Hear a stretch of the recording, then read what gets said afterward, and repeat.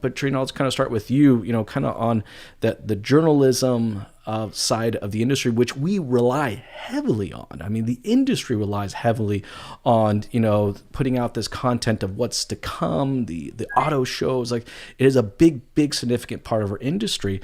I think that's going to kind of fundamentally change, but I'd love to hear your thoughts on it. How do you think the new norm is going to play out for that side of the business? Oh, I think it's going to be completely different. In the past, auto shows, huge for media. Whether it was Frankfurt Auto Show, Geneva Auto Show, you have tens of thousands of people coming in, manufacturers showing off their latest vehicles. Well, we saw at the Geneva Auto Show in March.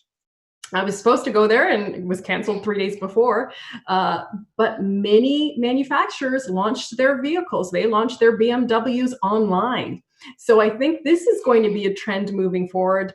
It's very expensive to bring your vehicle not only to an auto show, you're also bringing all the people that are helping with that vehicle, all the executives that are coming in, all the hotel expenses, the air flights that you have, executives from around the world flying into these locations for an auto show. I think, financially, and also with the risks of COVID-19 maybe popping up again, maybe you're going to have the Paris Auto Show not going on this year. Maybe it's going to be more online debuts. I think that's what they're going to move towards.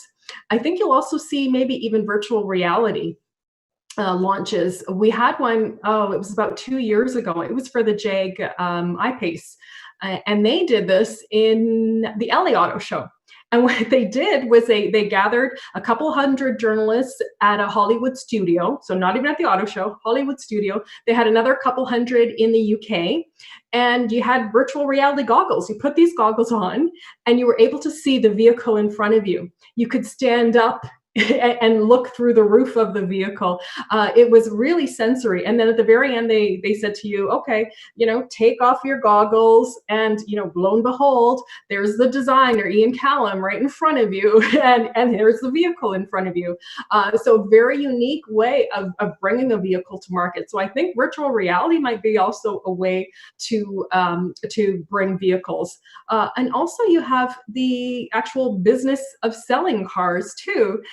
We might move in terms of those traditional brick and mortar shops, as Michelle mentioned, digital. That's the way to go. Maybe we're going to see more business models like the Genesis business model, where they don't have those traditional brick and mortar shops. You want to test drive a vehicle? Well, I'm just going to go online, tell them to come to my office, pick me up, go for a test drive, no haggle, fixed pricing, maintenance included for the 5 years.